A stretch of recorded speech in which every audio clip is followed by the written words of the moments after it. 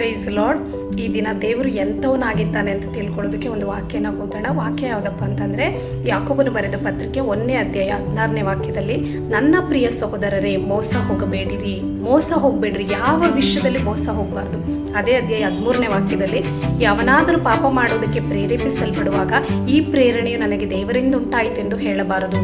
ದೇವರು ಕೆಟ್ಟದ್ದಕ್ಕೇನೂ ಸಂಬಂಧಪಟ್ಟವನಲ್ಲ, ಆತನು ಯಾರನ್ನೂ ಪಾಪಕ್ಕೆ ಪ್ರೇರೇಪಿಸುವುದಿಲ್ಲ. ಅಂದರೆ ಇಲ್ಲಿ ನಾವು ಏನೋ ಒಂದು ಪಾಪ ಮಾಡೋದಕ್ಕೆ ಪ್ರೇರೇಪಣೆ ಆಗ್ತಾ ಇದೆ ಅಂತ ಹೇಳಬೇಕಾದ್ರೆ ಇದು ದೇವರಿಂದ ಪ್ರೇರೇಪಣೆ ಆಗ್ತಾ ಇದೆ ಅಂತ ಹೇಳಬಾರ್ದು. ಇನ್ನೊಂದು ವರ್ಷನಲ್ಲಿ ಈ ರೀತಿಯಾಗಿದೆ, ಯಾರಾದರೂ ಶೋಧನೆಗೆ ಪ್ರೇರೇಪಿಸಲ್ಪಡುವಾಗ ಈ ಪ್ರೇರಣೆಯು ನನಗೆ ದೇವರಿಂದ ಉಂಟಾಯಿತು ಎಂದು ಹೇಳಬಾರ್ದು. ಅಂದರೆ ಶೋಧನೆಗೆ ಒಳಪಡಿಸ್ತಾ ಇರಬೇಕಾದ್ರೆ, ಅಂದರೆ ಈಗ ಫಾರ್ ಎಕ್ಸಾಂಪಲ್ ನನಗೇನೋ ಒಂದು ಸಿಕ್ನೆಸ್ ಬಂದಿರುತ್ತೆ ಅಂದ್ಕೊಳ್ಳಿ, ಆ ಸಿಕ್ನೆಸ್ಸನ್ನು ದೇವರು ನನಗೇನೋ ತಿಳಿಸೋದಕ್ಕೋಸ್ಕರ, ಏನು ನನ್ನ ದಂಡಿಸೋದಕ್ಕೋಸ್ಕರ ನನಗೆ ಈ ಸಿಕ್ನೆಸ್ಸನ್ನು ಕೊಡ್ತಾ ಇದ್ದಾನೆ.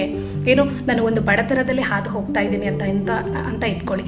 ಆಗ ಈ ಬಡತನದಿಂದ ನಾನು ಹಾದೋಗೋದ್ರಿಂದ ನಾನೇನೋ ದೇವರು ಪಾಠ ಕಲಿಸೋದಕ್ಕೋಸ್ಕರ ಈ ರೀತಿ ನಮಗೆ ಕಷ್ಟ ಕೊಡ್ತಾ ಇದ್ದಾನೆ ಅಂತ ನಾನು ಅಂದ್ಕೊಳ್ಬಾರ್ದು. ಯಾಕೆ ಅಂತಂದರೆ ಆತನು ನನ್ನ ಪಾಪಗಳಿಗೋಸ್ಕರ ಪ್ರಾಣ ಕೊಟ್ಟಿರೋ ದೇವರು, ನನ್ನ ರೋಗಗಳಿಗೋಸ್ಕರ ಬಾಸುಂಡೆಗಳನ್ನು ಅನುಭವಿಸಿರುವಂಥ ದೇವರು, ನಾನು ಶ್ರೀಮಂತಳಾಗಬೇಕು ಅನ್ನೋ ಕಾರಣಕ್ಕೆ ಆತನು ಬಡವನಾದಂಥ ದೇವರು. ಅದೇ ಹೇಗೆ ಅದನ್ನೆಲ್ಲ ಉಲ್ಟಾ ಮಾಡಿ ನನಗೋಸ್ಕರ ಕೊಡೋದಿಲ್ಲ.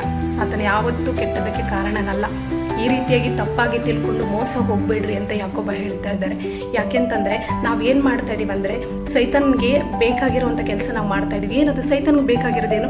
ದೇವರನ್ನು ದೂಷಿಸಿದ್ರೆ ಸಾಕು, ದೇವರನ್ನು ತಪ್ಪಾಗಿ ತಿಳ್ಕೊಂಡ್ರೆ ಸಾಕು, ದೇವರಿಂದ ದೂರ ಉಳಿದ್ರೆ ಸಾಕು. ಆ ಕೆಲಸನೇ ನಾವು ಮಾಡಿ ಸೈತಾನ್ಗೆ ದಾರಿ ಕೊಡ್ತಾ ಇದ್ದೀವಿ. ಇನ್ನೊಂದು ವಾಕ್ಯನ ಓದೋಣ. ದೇವರು ಎಷ್ಟು ಒಳ್ಳೆಯವನಂತ ಗೊತ್ತಾಗುತ್ತೆ. ಎಲ್ಲಿ ಅಂದರೆ ಕೀರ್ತನೆ 103 ವಾಕ್ಯದಲ್ಲಿ, ಆತನು ಯಾವಾಗಲೂ ತಪ್ಪು ಹುಡುಕುವವನಲ್ಲ, ನಿತ್ಯವೂ ಕೋಪಿಸುವನಲ್ಲ. ಆತನು ನಮ್ಮ ಪಾಪಗಳಿಗೆ ಸರಿಯಾಗಿ ನಮ್ಮನ್ನು ಶಿಕ್ಷಿಸಲಿಲ್ಲ, ನಮ್ಮ ಅಪರಾಧಗಳಿಗೆ ತಕ್ಕಂತೆ ನಮ್ಮನ್ನು ದಂಡಿಸಲಿಲ್ಲ. ಅಂದರೆ ಆತನು ನಮ್ಮಲ್ಲಿ ತಪ್ಪು ಇದ್ದರೂ ಸಹ ಆತನು ತಪ್ಪನ್ನು ಹುಡುಕುವನಲ್ಲ. ಆತನು ನಮ್ಮ ಮೇಲೆ ಕೋಪನೂ ಮಾಡ್ಕೊಳ್ಳಲ್ಲ. ಆತನು ನಮ್ಮ ಪಾಪಗಳಿಗೆ ತಕ್ಕಾಗೆ, ನಮ್ಮ ಪಾಪಗಳಿಗೆ ಸರಿಯಾಗಿ ನಮ್ಮನ್ನು ದಂಡಿಸುವಂಥ ದೇವರೂ ಅಲ್ಲ. ಆತನು ನಮ್ಮ ಅಪರಾಧಗಳಿಗೆ ತಕ್ಕ ಹಾಗೆ ನಮ್ಮನ್ನು ದಂಡಿಸೋದು ಇಲ್ಲ. ಈ ರೀತಿಯಾಗಿ ಇಷ್ಟು ಒಳ್ಳೆ ದೇವರು ಅದು ಹೇಗೆ ನಮ್ಮನ್ನು ಶೋಧನೆಗೆ ಗುರಿಪಡಿಸ್ತಾನೆ? ಅದೇ ಹೇಗೆ ನಾವು ಪಾಪದಲ್ಲಿ ಹೋಗಬೇಕಾದ್ರೆ ಆತನೇ ಆ ಪಾಪಗಳನ್ನ ಅನುಭವಿಸೋದಕ್ಕೆ ಬಿಡ್ತಾನೆ? ಇದು ಯಾವುದೂ ಆಗೋದಿಲ್ಲ. ಆತನು ಎಂಥವನಾಗಿದ್ದಾನೆ ಹಾಗಾದರೆ?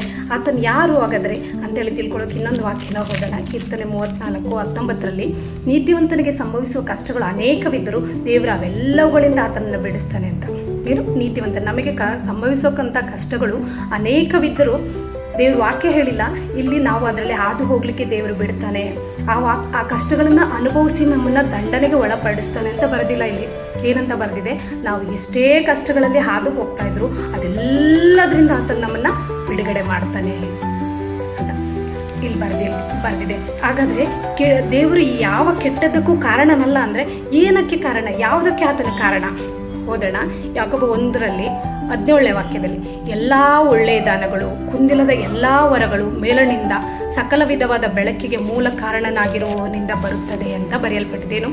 ಎಲ್ಲ ಒಳ್ಳೆಯ ದಾನಗಳು, ನಮ್ಮಲ್ಲಿರುವಂಥ ಒಳ್ಳೆ ಕ್ಯಾರೆಕ್ಟರ್ಗಳಾಗಿರ್ಬೋದು, ಒಳ್ಳೆ ಗುಣಗಳಾಗಿರ್ಬೋದು, ಒಳ್ಳೆ ಆಲೋಚನೆಗಳಾಗಿರ್ಬೋದು, ಒಳ್ಳೆ ವಿಷಯಗಳಾಗಿರ್ಬೋದು, ನಮ್ಮ ಜೀವಿತದಲ್ಲಿ ಏನೇನೆಲ್ಲ ಒಳ್ಳೆಯದನ್ನು ನಾವು ಹೊಂದ್ಕೊಂಡಿದ್ದೀವಿ, ಒಳ್ಳೆ ಫ್ರೆಂಡ್ಸ್ ಆಗಿರ್ಬೋದು, ಒಳ್ಳೆ ಸರ್ಕಲ್ ಆಗಿರ್ಬೋದು, ಒಳ್ಳೆ ಸಭೆ ಆಗಿರ್ಬೋದು, ಅದನ್ನೆಲ್ಲ ನಾವು ಏನನ್ನು ಹೊಂದ್ಕೊಂಡಿದ್ದೀವಲ್ಲ ಅದೆಲ್ಲವೂ ದೇವರಿಂದ ಬಂದಿದೆ. ಅದೆಲ್ಲವೂ ಕುಂದಿಲ್ಲದೆ ಇರುವುದು, ಕೊರತೆ ಇಲ್ಲದೆ ಇರುವಂಥ ಶ್ರೇಷ್ಠವಾದದ್ದನ್ನು ಮಾತ್ರನೇ ದೇವರು ಕೊಡ್ತಾನೆ ಹೊರತು ಕೆಟ್ಟದ್ದಕ್ಕೆ ಆತನು ಯಾವತ್ತೂ ಕಾರಣನಲ್ಲ. ಯಾಕೆಂದರೆ our God is good and his mercy endures for ever. ನನ್ನ ದೇವರು ಒಳ್ಳೆಯವನಾಗಿದ್ದಾನೆ, ಆತನ ಕೃಪೆಯು ಶಾಶ್ವತವಾಗಿದೆ. Okay, God bless you.